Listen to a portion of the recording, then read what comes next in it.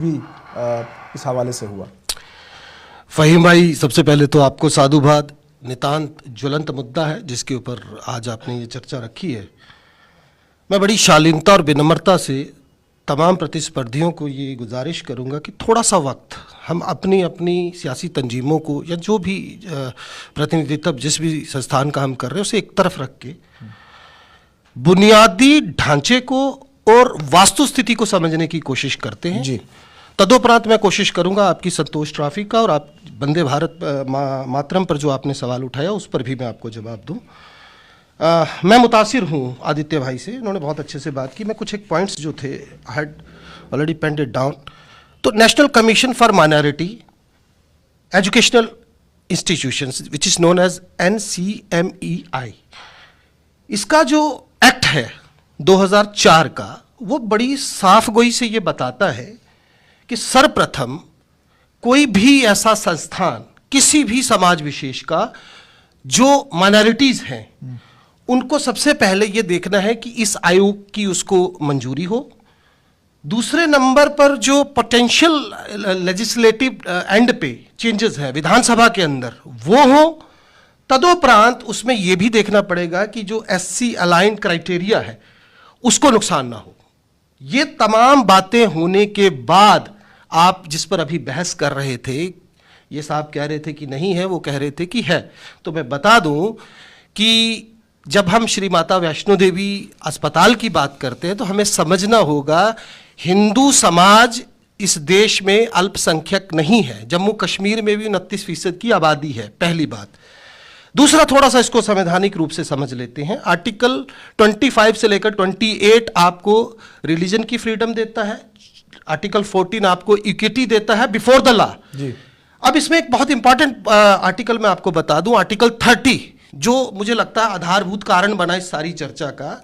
उसकी सेक्शन 1 हमें बताती है कि वो तमाम रिलीजियस या लिंग्विस्टिक माइनॉरिटीज़ की जो इस्टेब्लिश्ड ऑर्गेनाइजेशंस हैं, संस्थान हैं, एजुकेशनल इंस्टीट्यूशंस हैं, जिसमें हम बात कर देते हैं अलीगढ़ यूनिवर्सिटी की, या हम बात कर देते हैं कोई सेंट स्टीफन कॉलेज की, या जम्मू में भी बात करें तो यहाँ पे महंत साहब का, जी जी बिल्कुल, मतलब हम तमाम कॉन्वेंट स्कूल भी है यहाँ पे। मेरा कहने का तात्पर्य जो है, मैं चाहूँगा आप जरा उसे बराए मेहरबानी समझिए। वो ये बताता है और उसमें बड़ा साफ लिखा है कि उसमें भी 50% कोटा रहेगा। शर्त क्या है? सबसे पहले वो स्थापित आपने किया हो, दूसरा उसको उसका प्रतिनिधित्व, उसको एडमिनिस्ट्रेशन जो उसका है वो भी आप संभाले, जो इस मामले में है नहीं। दूसरा, मैं यहां थोड़ा सा और रेफरेंस देना चाहूंगा खास तौर से भाजपा को। केशवानंद भारती केस तो 1973 सबको पता है, इत्तेफाक से वकील साहब मेरे साथ बैठे हैं। SR Bommai versus union of India, उसके बाद TMA Pai foundation state of Karnataka 2002, PA Inamdar state of Maharashtra 2005, Pramati educational trust union of India 2014, Aligarh Muslim university versus Naresh Agarwal 2024। 7 जजों की बेंच ने जो फैसला दिया सुनकर हैरत होगी आपको। 1967 का वो अजीज भाषा का जो उन्होंने इससे पहले का जो इसके ऊपर जजमेंट था उसको दरकिनार करते हुए ये साफ कर दिया 50% से ज़्यादा वहाँ पर भी आप आरक्षण नहीं दे सकते, और उसमें जो पहले से आरक्षित वर्ग हैं उनका कंसिडरेशन रहेगा। तो पहले तो ये बात यहाँ पर स्पष्ट हो जानी चाहिए। दूसरा, मैं एक व्यक्तिगत यहाँ पर बात इसलिए करना चाहता हूँ क्योंकि मेरी खुद की भावनाएं इससे जुड़ी हैं। निस्संदेह अगर हम जम्मू खित्ते की बात करें तो श्री माता वैष्णो देवी अस्पताल से बेहतरीन मुझे लगता नहीं कोई और संस्थान यहाँ पर होगा। बावजूद उसके आज हमें क्या हासिल है? मतलब ये मानसिक दिवालियापन की, मूर्खता की प्रकाष्ठा मानता हूं मैं इसको, कि हम यहाँ पर वो मवाद उलीचने पर आमादा है चर्चाओं के अंदर। जिस तरीके की हम डिबेट से इस तरीके का हम देखते हैं जो मनन होता है गंभीरतापूर्वक किसी विषय विशेष पर बात करने की बात हम करते हैं, कर क्या रहे हैं हमने अंततः जम्मू खित्ते का ऐसा नुकसान कर दिया है जिसकी भरपाई में एक अरसा लग जाएगा। और एक अंतिम बात कह के अपनी बात पूरी करूंगा। जैसे मैंने पहले आपको कहा, अब ये भाई साहब कह रहे थे कि ये जो बच्चे हैं ये हो सकता है नकल मार के पास हुए हों, तो मैं आपकी जानकारी के लिए बता दूं, अगर हम इस तरीके से देखना शुरू कर देंगे, निस्संदेह होता है ऐसा, कई जगह पर हमने देखा भी है, लेकिन कल कॉम्पिटिटिव एग्जाम आईएएस की आप बात करेंगे या हम स्टेट लेवल पर जो एग्जाम्स होते हैं तब उस पर भी आप सवाल उठाएंगे। और सबसे बड़ी बात यह है, मैं पूछना चाहता हूं भाजपा से खास तौर से, बड़ा मेहरबानी मुझे एक बात बताइएगा, हम जम्मू कश्मीर को एक तरफ रखते हैं, हमारे यहाँ के जो यूथ है या बच्चे हैं या अभिभावक है, उनकी जागरूकता का स्तर मैं बहुत बेहतर मानता हूँ। यूपी या बिहार में हम क्या कर रहे हैं, वहां के बच्चे आपको बाइक्स के ऊपर भगवे झंडे लगाकर नारे लगाते हुए दिखेंगे, वो आपको दिखेंगे मस्जिदों के बाहर डीजे बजाते हुए, वो आपको दिखेंगे, वो तमाम जो दकियानुसी विचार, वो सियासी तंजीम जो इस देश को आज एक तरह से मैं कहूंगा कि आज मरकज में बैठकर प्रतिनिधित्व देने का दावा करती है, असल में हमने अपने आने वाली नस्लों को क्या परोसा है और जम्मू को इससे क्या हासिल हुआ है, आज बात इस पर होनी चाहिए। और अंततः एक बात जो इन्होंने कही मैं फिर से कह दूं, ये बिल्कुल सत्य है कि डॉक्टरी जैसा पेशा, डॉक्टर्स का जो पेशा है, एक बड़ा प्रोफेशनल अप्रोच के साथ जो है वो जनमानस से जुड़ा है, उसके जीवन से जुड़ा है। तब हम ये नहीं देखते कि वो व्यक्ति विशेष जो प्रोफेशनली एक डॉक्टर है उसका धर्म, समाज, जाति या संप्रदाय क्या है, हम तब ये देखते हैं कि वो काबिल कितना है। यहां पर जो मैंने वो पूरा जब ताना बाना उसका निकाला तो 10 तरह के टेस्ट है जो बॉपी ने इसमें कंडक्ट किया है, फाइनली जो हमारी नेशनल लेवल का ये आयोग है उसके द्वारा, तो बावजूद उसके हम उस पर सवाल उठा रहे हैं। हमें चाहिए था कि हम इस पर बात करते कि आखिर जम्मू को नुकसान जो हमने ये कर दिया, चाहते हुए गैर इरादतन लेकिन कर दिया, उसकी भरपाई कैसे होगी, अगर हम उस पर चर्चा करें तो वो ज़्यादा बेहतर होगा। रही बात आपके वंदे मातरम की, अगर हम उस पर जाएंगे तो मुझे लगता है फिर आनंद मठ पर जाना पड़ेगा, बंकिम चंद्र चटर्जी साहब पर जाना पड़ेगा, उनकी उस नौकरी पर जाना पड़ेगा, यवनों पर जो उन्होंने कहा है उस पर आपको जाना पड़ेगा। तो मुझे लगता है वो विषय से हम भटक जाएंगे। तो मुख्तसर सी बात इतनी है कि आज ये नितांत चर्चा का विषय है जिस पर हमें बात करनी चाहिए। जी अमित जी। नमस्कार साथियों, देखिए सबसे पहले कि हमारे जम्मू के लिए ये विडंबना थी कि कल एक मेडिकल कॉलेज बंद कर दिया जाता है। पहले तो एजुकेशन और हेल्थ में सियासत को लाना ही नहीं चाहिए। मैं नहीं समझता कि एजुकेशन और हेल्थ में रिलीजियस को लाओ या हेल्थ सियासत को लाओ, इसको लाना ही नहीं चाहिए। लेकिन फिर भी मैं एक जम्मू का नागरिक होने के नाते ये मेरे सवाल है भाजपा से, ये सवाल है कि जब ये कॉलेज बना था उस टाइम आस्था इनकी नहीं ली, उस टाइम कैसे 200 से 250 स्टाफ जो है वो वहां मुस्लिम है, वहां पे घोड़े वाला मैक्सिमम आज मुस्लिम है, उस टाइम आस्था कहां जाती है हम लोगों की। पॉलिटिकल पार्टी आज बने हैं पर ये महाराजा हरि सिंह जी की फहीम भाई यहाँ पे सबसे पहले है, उसके बाद आप दिलावर जी कांग्रेस के स्पोक्सपर्सन कुछ कहना चाहते हैं। पहला और दूसरा नहीं है ना, सबसे पहले महाराजा रंजीत सिंह का एक सेकंड क्या करेंगे दिलावर जी कांग्रेस के प्रवक्ता कुछ कह रहे हैं, पहले उनको सुनो। जनीब जी थोड़ा जल्दी करेंगे प्लीज। फहीम भाई, at least I think that I should have at least a spanner period so ji, that ji. I could be हाँ जी, in हाँ a जी, position please. to explicate Go what ahead, I'm go ahead. going to. Go ahead. Now this has become a trend that meaningless attempt to just hamper the debate, it will not work. Okay पहली तो बात ये है कि मैं फिर से कह दूं बराए मेहरबानी कि मैंने जो बताने की कोशिश की, यहाँ तो उसे समझने की जरूरत समझी नहीं किसी ने यहाँ पे, और it seems pretty perplex that they won't be able to comprehend it. संवैधानिक तौर पर श्री माता वैष्णो देवी अस्पताल जिस समुदाय या धर्म विशेष से संबंधित है वो किसी भी सूरत हवाल में माइनॉरिटीज में नहीं जा सकता, ये हमारा संविधान कहता है, इसे समझ लीजिए। पहले हम इस देश के बहुसंख्यक हैं, अल्पसंख्यक नहीं।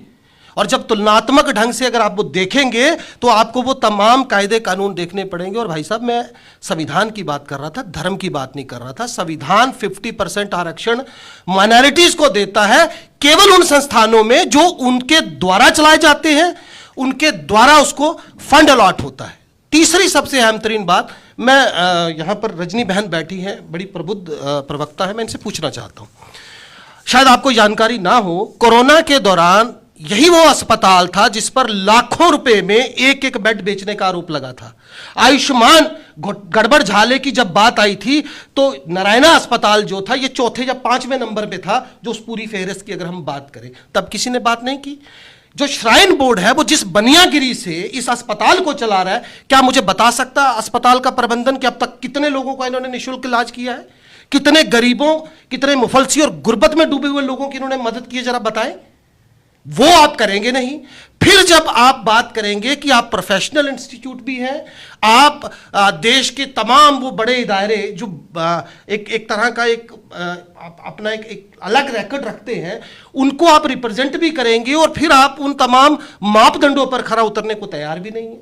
तीसरी और अहम तरीन बात जो मैं आखिर में आपको भाई साहब अर्ज करना चाहता हूं, देखिए आपने धर्म की बात की, हिंदू धर्म का आप मतलब वो झंडा बरदार बने हुए हैं, तो मैं आपकी नजर कर दूं उपनिषद के एक श्लोक से मैं अपनी बात आप मुझे लग रहा है कंक्लूड कर देनी चाहिए, दैट एटलीस्ट आपको अब समझ में आए कि मैं जो बताने की कोशिश आपको कर रहा हूं हमारा धर्म हमें बताता है। कली शैनो भवित उतेष्ठं त्रेता संजिहास्तनु द्वापरा चरेवित चरेवित। तो बराए मेहरबानी जब आप हिंदू धर्म की बात करते हैं, ये बड़ा ब्रॉडर धर्म है। ये आपने हमारी किताबों में क्यों नहीं पढ़ा, हमें तो समझ नहीं आया। आपने बोला इसका मतलब बता दीजिए। क्योंकि आपने पढ़ाया ही नहीं हमें संस्कृत, हमें आपने हिंदू धर्म पढ़ाया ही नहीं, आपने तो बस मुगल पढ़ाया हमें। मया दक्षिण प्रकृते सुइते सचराचरम। क्या बात करते हैं। चल दिलावर जी सुन लीजिए, मतलब तो सुन लीजिए, मतलब विचित्र तल पे और भुजंग मोती का सजोर गरिष्ठ रतन लोक विपक्ष पक्षयो तृणार विंद चक्षुषो। मतलब तो सुन लीजिए। आप जम्मू में कौन से स्कूलों की बात महाराजा हरि सिंह एग्रीकल्चर स्कूल एक स्कूल में पढ़ाई। आदित्य भाई, दिलावर आदित्य जी, अरे मतलब तो सुन लीजिए, आपने सवाल पूछा, मतलब फहीम भाई, मैं I would like to discuss the things which we are discussing right now instead of मतलब ये मुझे लग रहा है कि ये कुछ मतलब आपको भी मैं कर्ज कर दूं, एक बकौल आपके कर दूं मेरी मामूली सी कलम से। कल मैंने कहीं सुना था तो उसको थोड़ा उकेरने की कोशिश की है।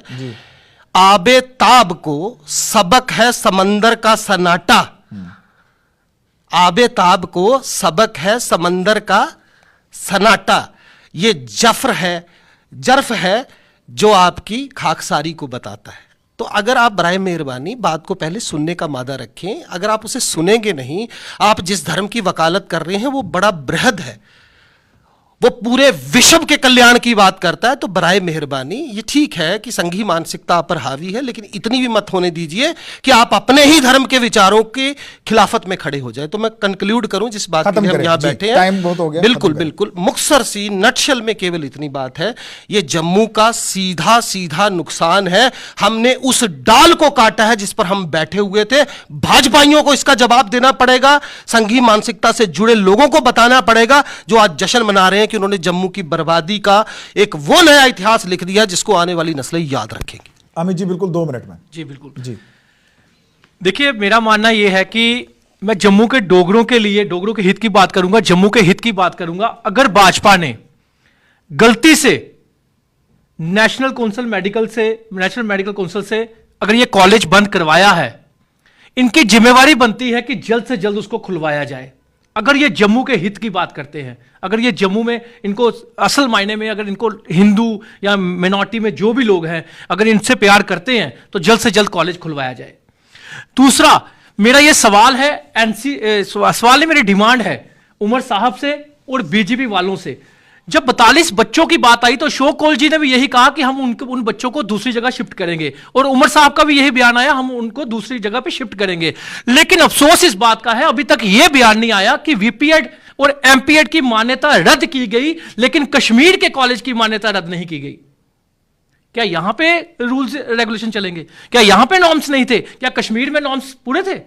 तो इसके ऊपर सीएम साहब को भी डिमांड करनी चाहिए और हमारे भाजपा के 29 एमएलए को भी डिमांड करनी चाहिए। ये दोनों जो रद्द की गई है मान्यता, उनको लाया जाए ताकि मेरे जम्मू का भला हो, मेरे जम्मू की बात हो। धन्यवाद। चलिए, डिबेट आपने सुनी और जम्मू ने क्या खोया क्या पाया, इसका फैसला जो है वो जनता जनार्दन करेगी। आपने सभी प्रवक्ताओं को सुना, सभी पैनलिस्ट को सुना। आपका फैसला इस मामले में क्या है, कमेंट करके ज़रूर बताइएगा। फिलहाल रजनी सेठी जी, दिलावर सिंह मन्हास जी, संदीप सिंह वजीर जी, एडवोकेट आदित्य गुप्ता जी, जगदीप सिंह जी, अमित कपूर जी, आप सब इस चर्चा में आए, आपका बहुत बहुत धन्यवाद। आज के मुद्दे पे बस इतना ही, फिर होगी आपसे मुलाकात। इजाजत।